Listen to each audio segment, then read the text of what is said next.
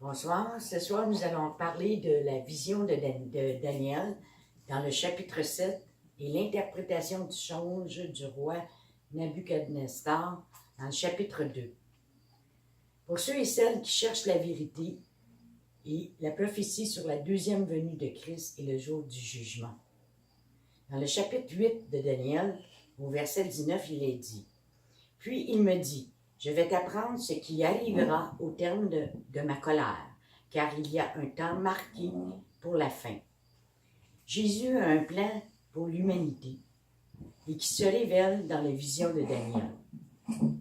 Dans 1 Thessaloniciens 5, 4, « Mais vous, frères, vous n'êtes pas dans les ténèbres pour que ce jour vous surprenne comme un voleur. » Ce qui veut dire que on n'est pas surpris de la venue de Christ parce que nous l'attendons, nous veillons. Et nous ne pouvons pas savoir le jour et l'heure, mais nous pouvons savoir dans quelle saison nous sommes. C'est ce que l'on va découvrir à travers les visions de Daniel. Dans Daniel 2, 19 à 23, je vais vous faire un petit résumé avant. C'est le roi Nabuchodonosor avait eu un songe et il avait demandé à ses prophètes qui travaillaient pour lui et ses magiciens de lui révéler c'était quoi son songe et de l'interpréter aussi. Mais les prophètes disaient, mais non, on ne peut pas deviner que ton songe, il faut que tu nous le dises, puis après ça, on va l'interpréter. Alors, il dit que celui qui connaît le songe, si vous ne le connaissez pas, vous allez être mis à mort.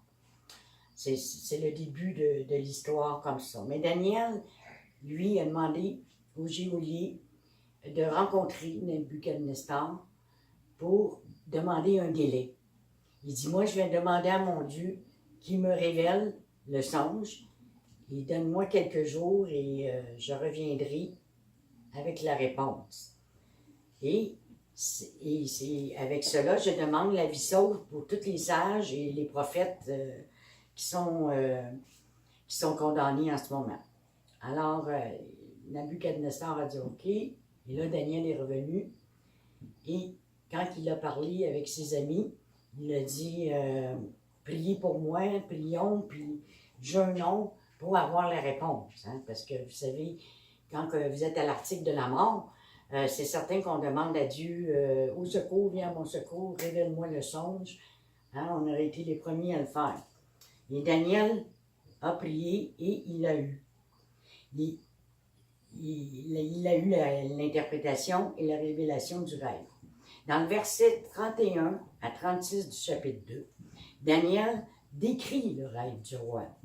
Et dans le verset 37 à 45, Daniel explique le songe. Alors, nous allons au chapitre 2, verset de 19 à 23. Je vais vous le lire. Alors, le secret fut révélé à Daniel dans une vision pendant la nuit. Et Daniel bénit le Dieu des cieux. Daniel prit la parole et dit, « Béni soit le nom de Dieu d'éternité en éternité. À lui appartient la sagesse de la terre. C'est lui qui change les temps et les circonstances, qui renverse et qui établit les rois, qui donne la sagesse aux sages et la science à ceux qui ont de l'intelligence. Il révèle ce qui est profond et caché. Il connaît ce qui est dans les ténèbres et la lumière demeure avec lui. Dieu de mes pères, je te glorifie et je te loue de ce que tu m'as donné la sagesse et la force et de ce que tu m'as fait connaître ce que nous t'avons demandé, de ce que tu nous as révélé, le secret du roi. » Voyez-vous, il ne s'attribuait pas à lui-même le fait qu'il avait eu la révélation. Mais c'est grâce aux prières de ses amis, de ses frères et sœurs, dans le Seigneur, qui a eu la révélation. Et dans Daniel 12, 4, il dit, « Toi, Daniel, tiens secrète ces paroles et scelle le livre jusqu'au temps de la fin. Plusieurs le liront il le connaîtra, la connaissance augmentera. Alors, je vous invite à lire le chapitre de 2 de Daniel et le chapitre 7 et le chapitre 9 aussi. Bon, si vous avez la chance, lisez tous les livres de Daniel. Ça va vous donner une idée, parce qu'il n'y a pas juste eu une seule vision.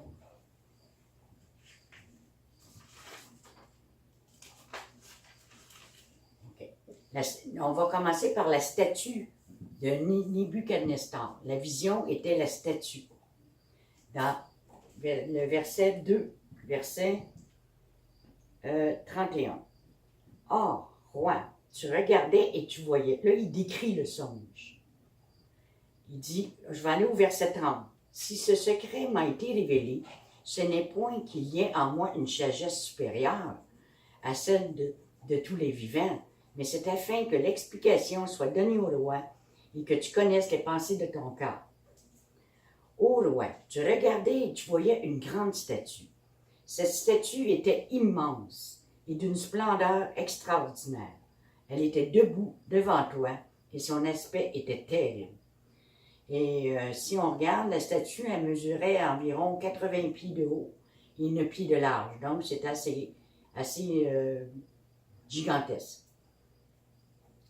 Il dit, c'est quoi la vision? La tête de cette statue était d'or pur. Sa poitrine et ses bras étaient d'argent. Son ventre et ses cuisses étaient d'airain. Ses jambes de fer, ses pieds en partie de fer et en partie d'argile. Tu regardais lorsqu'une pierre se détacha sans le secours d'aucune main, frappa les pieds de fer et d'argile de la statue et les mit en pièces. Alors le fer, l'argile, l'airain, l'argent et l'or furent brisés ensemble et devinrent comme la balle qui s'échappe du nerf en été. Le vent les emporta et nulle trace ne fut retrouvée. Mais la pierre qui avait frappé la statue devint une grande montagne et remplit toute la terre. Voilà le songe, nous en donnerons l'explication devant le roi. Voyez-vous, il avait dit c'était quoi le songe que le roi avait eu. Alors, dans Daniel 2, 37 à 45, je vais vous le lire, mais je vais vous l'expliquer au fur et à mesure pour comprendre. Ô roi, tu es le roi des rois, car le Dieu des cieux t'a donné l'empire, la puissance, la force et la gloire. Il a remis entre tes mains, en quelques lieux qu'ils habitent, des enfants des hommes, les bêtes des champs et les oiseaux du ciel. Il t'a fait dominer sur eux tous, c'est toi qui es la tête d'or.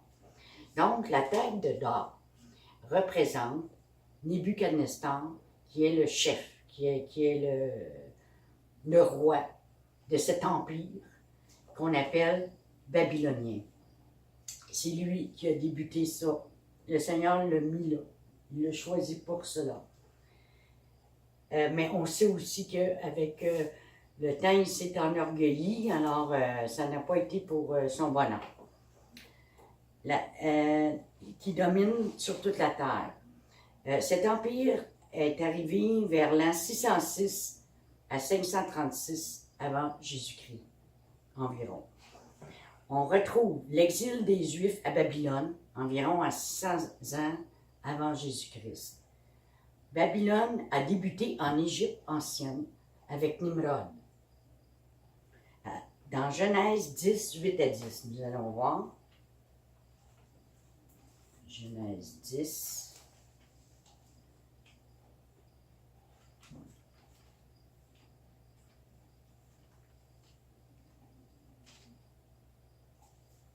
« 8 à 10. Cosh engendra aussi Nimrod. C'est lui qui commença à être puissant sur la terre. Il fut un vaillant chasseur devant l'Éternel. C'est pourquoi l'on dit, comme Nimrod, vaillant chasseur devant l'Éternel. Il régna d'abord sur Babel, Érec, Akkad et Calné au pays de Shinéar. Donc, c'était le début. Donc, la tête était Nebuchadnezzar qui a débuté l'empire, le premier empire, qui est babylonien. Et en l'an 559 avant Jésus-Christ, Cyrus prend le pouvoir. Nous allons voir le deuxième.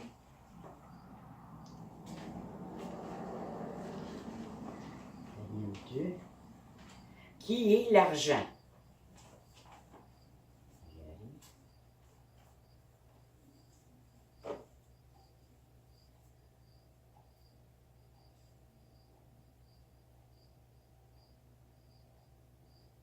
Après toi, il s'élèvera un autre royaume, moindre que le tien, puis un troisième royaume qui sera d'airain et qui dominera sur toute la terre. Celui qui est en argent, la poitrine était en argent. C'était le royaume de Mède et de Perse, qui est l'Iran actuel. Environ 531 à 336 avant Jésus-Christ. Ils ont envahi Babylone, ils l'ont conquis et se sont associés avec Babylone. Le règne des gentils mondial a commencé. Les reins et les cuisses en bronze, c'est la Grèce. C'est arrivé à 330 ans jusqu'à 30 avant Jésus-Christ. La Grèce a envahi Mèdes et Perses, ils l'ont conquis et se sont associés avec les Mèdes et Perses. Alexandre le grand conquérant, qui lui a fini sa vie en se suicidant car il n'avait plus rien à conquérir. Et le fer, nous allons voir, il y aura un quatrième royaume. Le quatrième, c'est le fer. Fort comme du fer, de même que le fer brise et rompt tout. Il brisera et rompra tout comme le fer qui met tout en pièces. Donc, le fer. Le fer, les jambes, c'est Rome, a envahi la Grèce. Ils l'ont conquis, ils se sont associés avec eux. Rome était divisé. Il y avait Rome et Constantinople et Saint-Pétersbourg. 63 avant Jésus-Christ jusqu'à 476 après Jésus-Christ. C'est dans ce dernier qu'une pierre s'est détachée d'une montagne et a frappé sur le royaume et la statue a été brisée et réduite en poussière. Donc, c'est les empires, les 4 empires qui ont tombé. Ils sont tombés, c'est ce qu'on appelle qu'on arrive dans la fin des nations. Nous ne sommes pas arrivés encore, mais nous entrons dans cette période-là. Ensuite, il dit, « Et comme tu as vu les pieds et les orteils, en partie d'argile et de potier, et en partie de fer, ce royaume sera divisé. Mais il y aura en lui quelque chose de la force du fer, parce que tu as vu le fer mêlé à l'argile. Et comme les doigts des pieds étaient en partie de fer et en partie d'argile, ce royaume sera en partie fort et en partie fragile. Tu as vu le fer mêlé avec l'argile, parce qu'ils se mêleront avec des alliances humaines, mais ils ne seront point unis l'un à l'autre, de même que le fer ne s'allie point avec l'argile. Dans le temps de ces rois, le Dieu des cieux suscitera un royaume qui ne sera jamais détruit et qui ne passera point sous la domination de notre peuple. Il brisera et anéantira tous ces royaumes-là, et lui-même subsistera éternellement. C'est ce qu'indique la pierre que tu as vue se détacher de la montagne, sans le secours d'aucune main, et qui a brisé le fer, l'airain, l'argile, l'argent et l'or. Le grand Dieu a fait connaître au roi ce qui doit arriver après cela. Le songe est véritable et son explication est certaine. Donc, nous arrivons dans le temps de le fer et l'argile. Les pieds et les orteils en partie de fer et en partie d'argile. L'Empire romain fera surface. Ce royaume sera divisé par des alliances humaines, mais qui ne sont pas alliées ensemble. Dans Daniel 9, 41 à 45, nous allons lire. C'est parce qu'il faut voir les versets qui se rapportent à ce temps-là, qui est le temps actuel que nous vivons maintenant, qui est le fer et l'argile. 9, 41 à 45.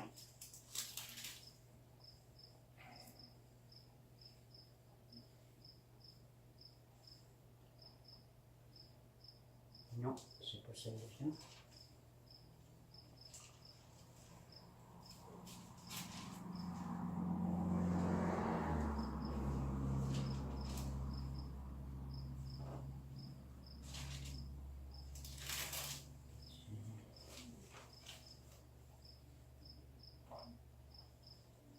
Bon.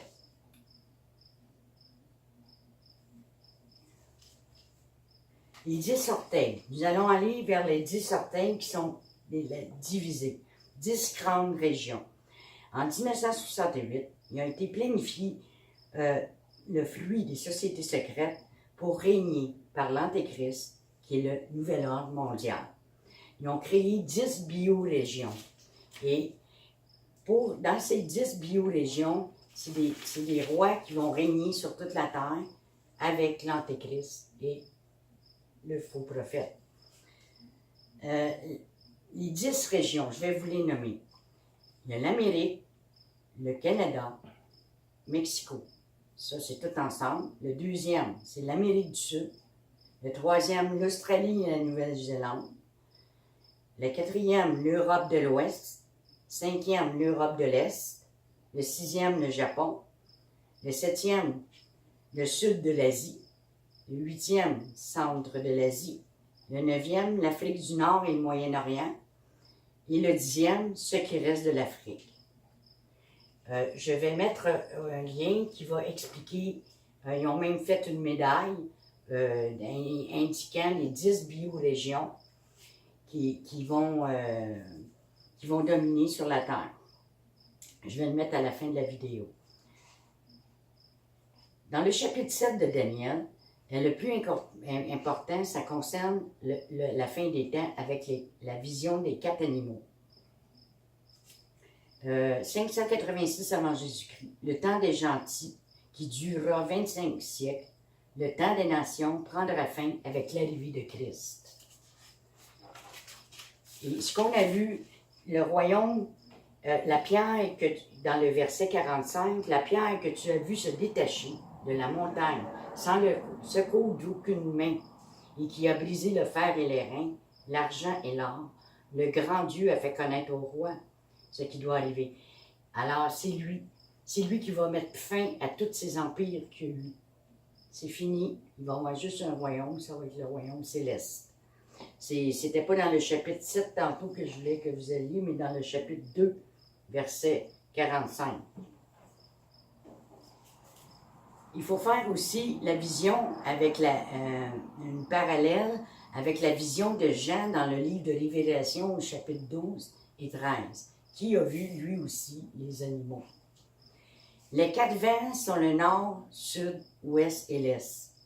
Et la grande mer concerne les dernières nations. C'est comme si la Babylone revenait. Elle n'y était plus, mais elle revient à la fin, et le Seigneur met fin à tout cela. Dans Jérémie 52, il dit « Votre mère est couverte de confusion. Celle qui vous a enfanté rougit de honte. Voici, elle est la dernière des nations. C'est un désert, une terre sèche et aride. » Donc, nous allons dans le Daniel 7. La vision de Daniel et les 4 animaux. Ces 4 animaux, ce sont 4 rois qui s'élèveront de la terre, mais les saints du Très-Haut recevront le royaume, ils posséderont le royaume éternellement, d'éternité en éternité. Alors ça, c'est la preuve que nous allons régner avec Christ. Dans le verset 17. Alors, il nous dit il dit, moi, Daniel, j'eus l'esprit troublé au-dedans de moi, et les visions de ma tête m'effrayèrent.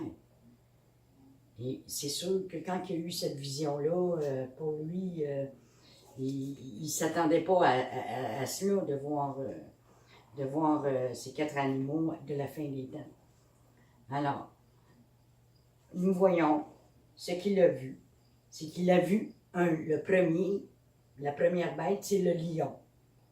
Dans le lion représente l'Angleterre, la couronne britannique et l'Irlande, qui est un pays annexé. Les lionceaux, c'est les États-Unis, le Canada, l'Australie et la Nouvelle-Zélande. 13 colonies anglaises demandent l'indépendance de la couronne britannique le 4 juillet 1776. Suite à de lourdes impositions et taxations, même sur le billet de 1 $ américain, vous pouvez voir la date commémorative de 1776. Là, ils ont créé les États-Unis. La France, sous Napoléon, vend la Louisiane à l'Angleterre en 1803. Prochainement, il y a 2 hommes qui seront à la tête du nouvel ordre mondial. Les 2 bêtes de l'Apocalypse. La bête de la mer sera politique, qui est l'Antéchrist. Et la bête de la terre sera religieux, qui est le faux prophète. L'Angleterre a façonné les États-Unis et financé toutes les guerres des 2 côtés. La guerre de sécession civile en 1861-1865. La guerre entre le Sud et le Nord, le bilan, 617 000 morts et autant de blessés. Sa puissance a été transférée à l'ONU, un empire supranational, qui fait partie aussi de l'OTAN.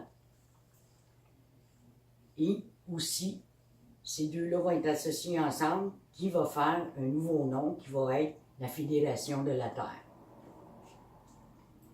Le 2e animal qu'il a vu, c'est l'ours.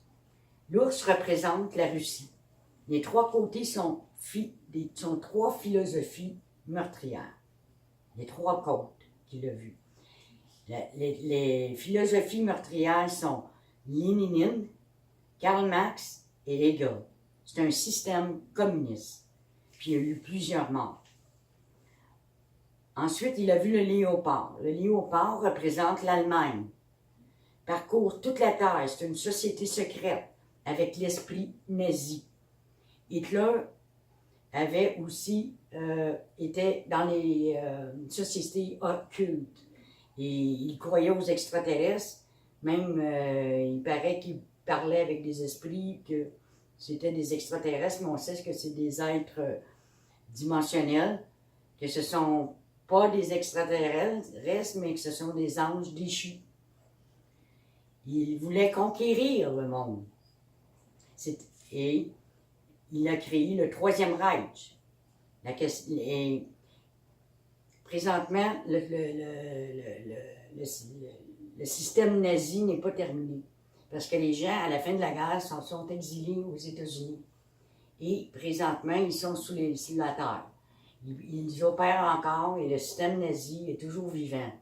Est-ce que nous allons assister dans l'éventualité à un 4e Reich?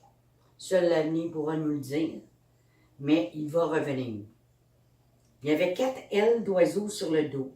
Les 4 ailes sont Hitler, Himmler, Hess et Goebbels. C'est tous des gens qui étaient dans l'occultisme. Les 4 têtes, le pouvoir fut donné. Dans Apocalypse 13:2.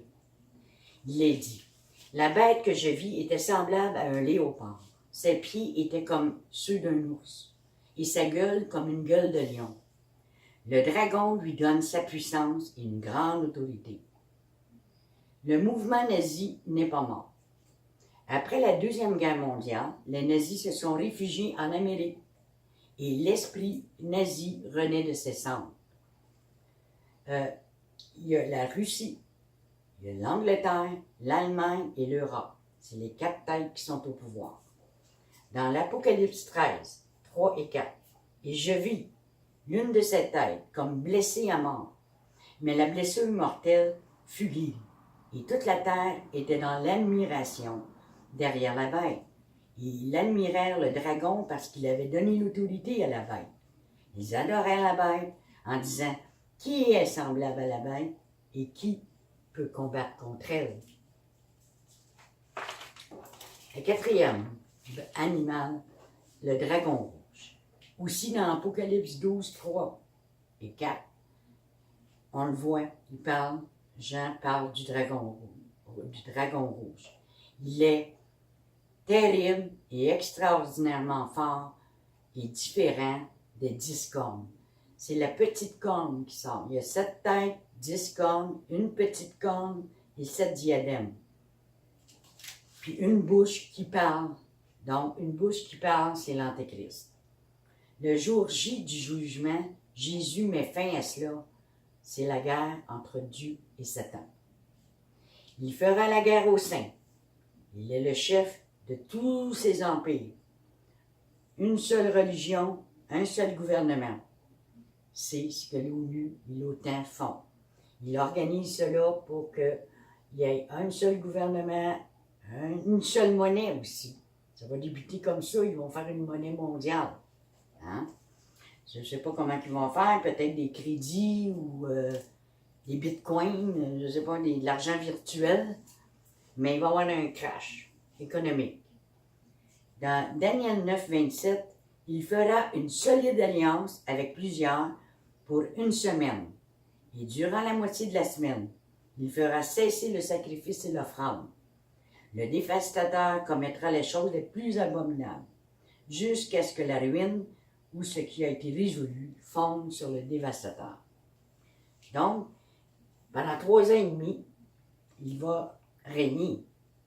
Ça veut dire que s'il fait cesser les sacrifices, c'est parce que le 3e temple, il construit, puis ils ont commencé à faire les sacrifices, puisqu'il les fait arrêter. Alors, pendant 3 ans et demi, il va être dur. Ça va être une période telle qu'on n'aura jamais connue. Ça va être la grande tribulation par l'effondrement financier, les guerres, l'Armageddon. Et il pense à la légère la plaie de la fille de mon peuple. Paix, paix, disent-ils, puis il n'y en a pas de paix. Dans Jérémie 8, 11. Et ensuite, dans Psaume 83, 5, on voit jusqu'à où ils veulent aller. C'est qu'on ne se souvienne plus du nom d'Israël. Ils vont faire la guerre à Israël. Premièrement, en ce moment, tout Israël est encerclé, je dirais. En attendant le moment fixé. Ils sont entourés. Ils veulent attaquer Israël. Et dans Daniel 7, 25, il espère changer le temps et la loi. Pendant qu'il va être assis dans le temple, en se proclamant Dieu, puis qu'il va vouloir que tout le monde l'adore, il va vouloir changer le temps et la loi. Mais comment il peut changer le temps? Vous savez que le diable, c'est un imitateur. Jésus-Christ, quand il est venu sur la terre, ils ont changé le temps. Le temps est revenu à 0. On dit avant Jésus-Christ, après Jésus-Christ. Mais lui veut faire la même chose pour son arrivée. Il veut réinitialiser à 0 comme Jésus-Christ dans le calendrier de Dieu. C'est ça qu'il veut changer. Et la loi, c'est le droit des citoyens. Déjà, à l'heure actuelle, nous voyons que nos droits sont brimés. Mais de plus en plus, nous n'aurons plus de droits. Ça va être de la dictature. Ça va être un gouvernement global. Un gouvernement qui va avoir la suprématie sur tout. Et on ne pourra pas rien dire, soit qu'on est d'accord ou qu'on n'est pas d'accord. Puis, le nouvel ordre mondial aura son siège à Jérusalem. Jésus vient avec son armée pour mettre fin au carnage. Et c'est ça la bonne nouvelle. La bonne nouvelle, le Seigneur est venu nous dire, ne vous inquiétez pas, tout ce qu'ils ont planifié, tout ce qu'ils vont faire, ils vont réussir dans certains endroits, mais à la fin, ils ne réussiront rien parce qu'ils vont tout perdre.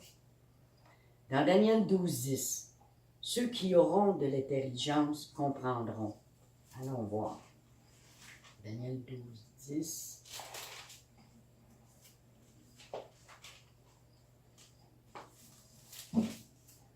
Plusieurs seront purifiés, blanchis et épurés. Les méchants feront le mal et aucun des méchants ne comprendront. Mais ceux qui auront de l'intelligence comprendront. Et c'est ça. Depuis le temps où cessera le sacrifice perpétuel et où sera dressée l'abomination du dévastateur, il y aura 1290 jours. Ce qui veut dire 3 ans et demi. Fait que c'est là que le Seigneur veut qu'on prenne conscience que oui, il y a des choses qui vont arriver. On n'a pas à s'inquiéter. Je prie, moi, le Seigneur, qui nous éclaire sur cette prophétie. Et nous savons que nous sommes vainqueurs. C'est ça qu'il faut retenir. Nous sommes vainqueurs déjà là en partant parce que nous sommes avec Christ. Car la bonne nouvelle, c'est que si nous avons l'Esprit de Christ en nous, on lui appartient et que nous régnerons avec lui éternellement. Quand il va venir, ça va être son royaume sur terre qui va être là.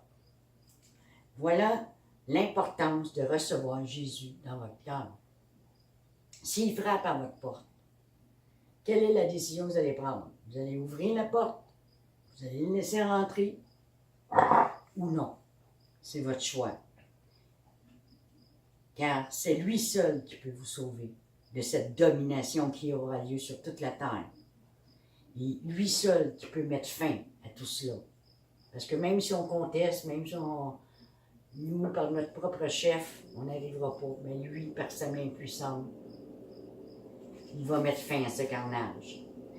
Si vous ne l'avez pas reçu, recevez-le maintenant. Juste le recevoir dans votre cœur. Dans Jean 14, 6, il dit « Je suis le chemin, la vérité et la vie. Nul ne vient au Père que par moi. » Et dans Jean 3, 16, il dit aussi que celui qui croit a la vie éternelle. La vie éternelle sont pour ceux qui auront cru. Pensez-y bien. Choisissez la vie ou la mort. Et c'est par la foi que vous êtes sauvés, et non par ce que vous faites. C'est pas parce que vous avez mené une bonne vie que vous êtes sauvés ou que je n'avez jamais fait de mal à personne que vous êtes sauvés. Non. C'est parce que Jésus est mort à la croix pour nous sauver. Et s'il n'était pas ressuscité, il n'aurait pas pu nous sauver. Et sa résurrection nous prouve qu'il a le pouvoir de nous sauver. Alors je prie pour que vous le receviez maintenant dans votre cœur. Juste à dire, Seigneur, oui, je te reçois dans mon cœur. Et aussi reconnaître que vous êtes pécheurs. On est tous pécheurs. Il n'y a pas personne sur terre qui peut être juste par ses propres moyens. Nous sommes justifiés par la foi en Jésus-Christ. Amen. Soyez bénis.